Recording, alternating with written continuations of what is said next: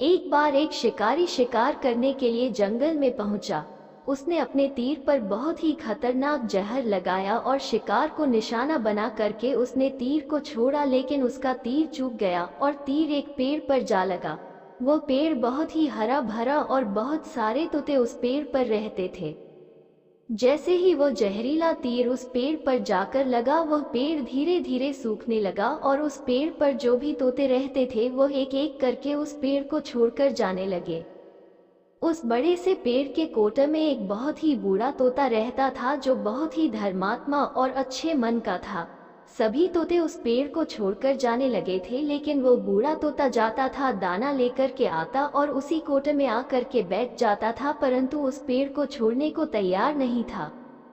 बूढ़े तोते के साथियों ने कई बार आकर के उसे समझाया कि यह पेड़ सूख रहा है और किसी दिन गिर भी जाएगा, चलो किसी और पेड़ पर चलकर रहा जाए, परंतु वह बूढ़ा तोता वहां से जाने को तैयार नहीं हो रहा था।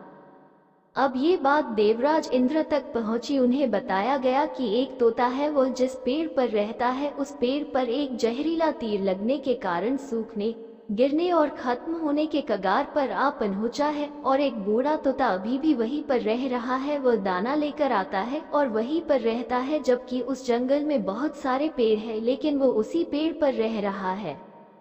देवराज इंद्र प्रकट हुए और उस बूढ़े तोते से कहने लगे कि आप बहुत धर्मात्मा है, बहुत ही अच्छे मन के हैं, लेकिन आप इस पेड़ को छोड़कर किसी और पेड़ पर चले जाइए, क्योंकि यह पेड़ कुछ ही दिनों में गिर जाएगा।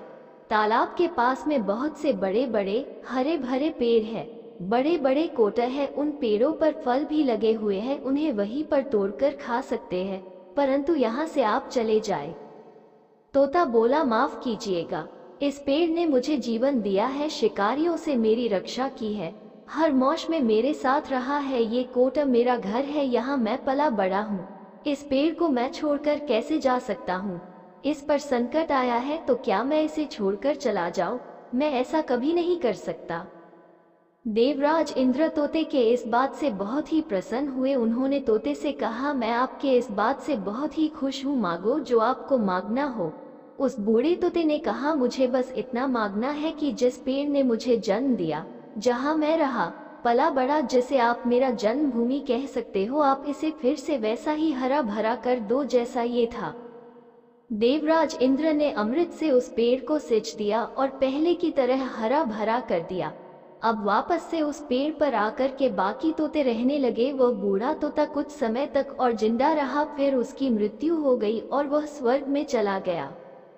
ये कहानी हमें सिखाती ये है कि जब भी किसी इंसान का बुरा दौर आता है तो इमोशनली वो टूटा हुआ होता है, उसे किसी के सहारे की जरूरत होती है, किसी की आवश्यकता होती है। अगर आप ऐसे समय में उसे छोड़कर चले जाएंगे, उससे बात नहीं करेंगे, मुंह मोड़ लेंगे, तो आपसे बुरा कोई नहीं है, क्योंकि आप किसी के सुख का साथी बने या ना बने, लेकिन आपको हमेशा किसी के दुख का साथी जरूर बनना चाहिए।